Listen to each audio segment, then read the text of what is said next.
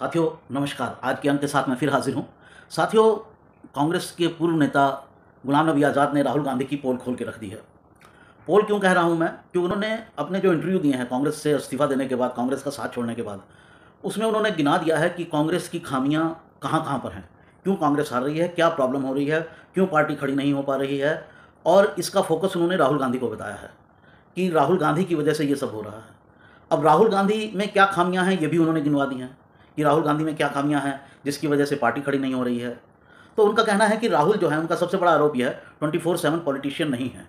अब पहले ये लोग, पत्रकार लोग कहा करते थे, अब ये फ्रॉम हॉर्सेस माउथ जिसे कहते हैं कि एक ऐसा व्यक्ति जिसको अंदर की सब जानकारी है उसके मुंह से आई है, तो ये ज़्यादा विश्वसनीय है। और उन्होंने बहुत सारी ऐसी बातें कही हैं जो पत्रकार लोग या जो जानकार लोग हैं वो खुलकर नहीं कहना चाहते थे। उनका सबसे बड़ा आरोप तो ये है कि राहुल गांधी 24/7 पॉलिटिशियन नहीं है। दूसरा सबसे बड़ा आरोप है कि उनको विदेश घूमने का जो शौक़ है वो बहुत ज़्यादा है। वो कहीं कहीं घूमते रहते हैं, पॉलिटिक्स को सीरियसली नहीं लेते हैं। पॉलिटिक्स एक 24/7 जो यानी कि सातों दिन, हफ्ते के सातों दिन और 24 घंटे का धंधा है, और इसको इतना ही टाइम लगाना पड़ता है। और उसमें ये नहीं हो सकता कि आप थोड़े दिनों में विदेश घूमने चले जा रहे हैं, मौज मस्ती करने चले जा रहे हैं।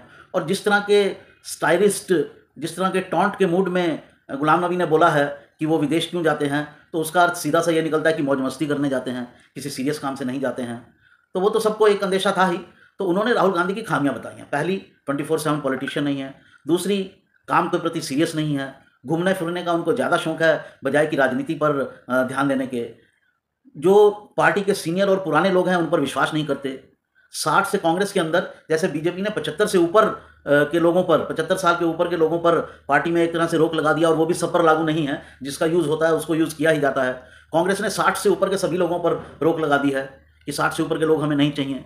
तो 60 से ऊपर तो पार्टी के 60 साल तो कुछ भी नहीं है। अगर राहुल गांधी के लिए 60 साल की उम्र तय कर दी जाए तो वो 10 साल में रिटायर हो जाएंगे, और अभी तक उनको प्राइम मिनिस्टर बनना है। तो ये कोई एक जेन्युइन और रीजनेबल एज नहीं है कि 60 साल से ऊपर के लोगों को आप की सुनेंगे नहीं, उनको बाहर रखेंगे। और फिर एक्सपीरियंस, तो पुरानी कहावत है कि 60 साल के बाद तो आदमी को सही अकल आती है। और पॉलिटिक्स तो बड़ी लंबी गेम है। पॉलिटिक्स में तो आप जितने भी प्राइम मिनिस्टर पिछले दिनों में देखेंगे, वो पूरे के पूरे प्राइम मिनिस्टर 60 साल के बाद ही बने।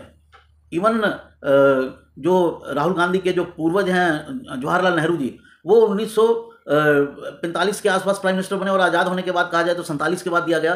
तो उनकी उम्र भी उस समय 60 के आसपास थी, तो 55 से ऊपर थे वो उस समय। तो लगभग जितने भी प्राइम मिनिस्टर हैं वो इस उम्र के बाद ही बनते हैं। पॉलिटिक्स में ये एक बड़ी एज नहीं मानी जाती है। राहुल गांधी को जो विचार, जो पार्टी को रिवाइव करने के लिए कोई अगर मैसेज दिए जाते हैं या कोई सलाह दी जाती है तो उसको नहीं सुनते। गुलाम नबी का ये भी कहना है। और इसके अलावा जो वो टीम उन्होंने बनाई है, वो टीम एक तरह से अनाड़ी लोगों की टीम है।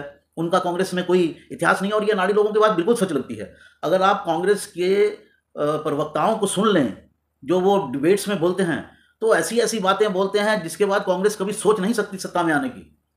मतलब घोर लेफ्टिस्ट, एंटी, जिसका पूरे बिटवीन द लाइंस आप पढ़ें तो एंटी इंडिया कमेंट होते हैं, वो एंटी हिंदू कमेंट होते हैं।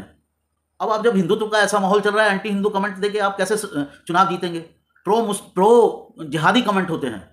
आप राजस्थान के हालात पिछले दिनों के देख लीजिए, किस तरह से जिहादी लोगों को प्रोटेक्ट किया गया। मैं प्रो मुस्लिम होने की बात नहीं कर रहा हूँ, प्रो जिहादी की बात कर रहा हूँ।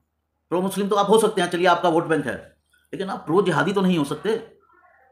और राजस्थान के जो नेतृत्व है उनको आप देखिए किस तरह से उन्होंने काम किया। जो भी जिहादी एलिमेंट, जिनके जिहादी वक्तव्य थे, उनको कोई परवाह ही नहीं थी पकड़े जाएंगे कि नहीं पकड़े जाएंगे, खुले में बयान दे रहे थे। जिसको पकड़ा भी गया एक दिन में छोड़ दिया गया।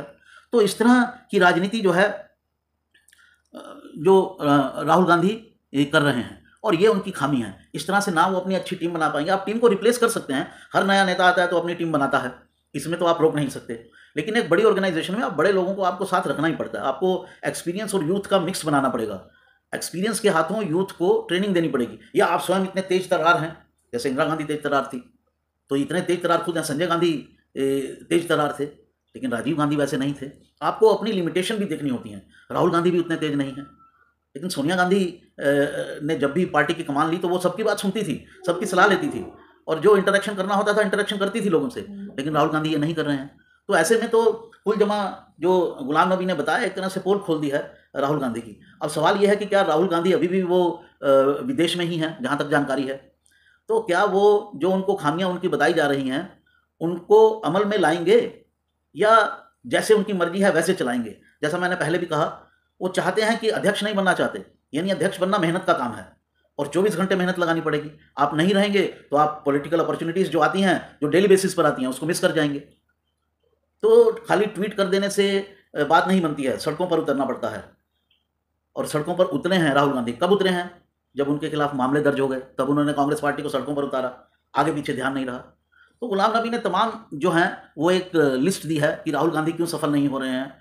पॉलिटिकल इमेच्योरिटी एक और बड़ा उनके ऊपर आरोप है कि पॉलिटिकली इमेच्योर हैं। पॉलिटिकल इमेच्योर हैं, 24/7 पॉलिटिशियन नहीं हैं, किसी की बात सुनते नहीं हैं, मेहनत नहीं करते हैं, अपनी टीम बना नहीं पा रहे हैं और जो एक्सपीरियंस है उसका लाभ नहीं ले पा रहे हैं। ये कुलजमा जो हैं वो खामियां हैं। राहुल गांधी ऐसा करके ना केवल अपना नुकसान कर रहे हैं, कांग्रेस पार्टी का नुकसान कर रहे हैं, लेकिन एक फॉर्मिडेबल अपोजिशन ना बना पाने के कारण देश का भी नुकसान कर रहे हैं। सरकार उतनी दुरुस्त और मुस्तैदी से काम नहीं करेगी अगर विपक्ष दुरुस्त नहीं हुआ। तो मेरी राहुल गांधी जी को मतलब मैं क्या सलाह दे सकता हूँ, लेकिन उनसे अपेक्षा की जाती है कि वो अपने सीनियर्स की बात सुने और सुनने के बाद उसको अमल में लाएं और 24/7 पॉलिटिशियन बने और मेहनत करके प्रधानमंत्री बनने का प्रयास करें। अध्यक्ष किसी और को बनाकर कोई और बनेगा, प्रधानमंत्री मैं बनूंगा, इस पर मैंने पहले भी कहा कि ये नीति एक अच्छी नीति नहीं है। ऐसे प्रधानमंत्री का कोई इकबाल नहीं होता है। मनमोहन सिंह का कोई इकबाल नहीं था, लेकिन जो प्राइम मिनिस्टर अपने बूते पर प्राइम मिनिस्टर बना, उनके हमेशा इकबाल रहते हैं। नरेंद्र मोदी का इकबाल है, अपने बूते पर आए। वाजपेयी जी का इकबाल था, इंदिरा गांधी का इकबाल था, नेहरू का इकबाल था, लाल बहादुर शास्त्री का इकबाल। ज़्यादातर जो प्राइम मिनिस्टर हिंदुस्तान में हुए मनमोहन सिंह जी को छोड़कर, उनका इकबाल था, क्योंकि वो अपने बूते पर अपने दम पर आए। हालांकि उनमें से कुछ लिस्ट आप निकाल सकते हैं नरसिम्हा राव वगैरह का, लेकिन उन्होंने अपने काम से अपना रुतबा बना लिया, उन्होंने ऐसा काम किया। तो राहुल गांधी जी, आपको मेहनत तो करनी ही होगी अगर प्राइम मिनिस्टर बनना है, और अगर नहीं बनना है तो आप जो है आप अलग से बैठ सकते हैं, गाइड कर सकते हैं कांग्रेस को, और लोगों को सामने आने दीजिए। वो ही मेहनत करेंगे, वो प्राइम मिनिस्टर बनेंगे। बीजेपी अपने नेता पैदा करती है, आप भी अपनी पार्टी में नेता पैदा कीजिए। इतना ही कहना है आपसे साथियों। मेरे इस वीडियो को आप सब्सक्राइब करें।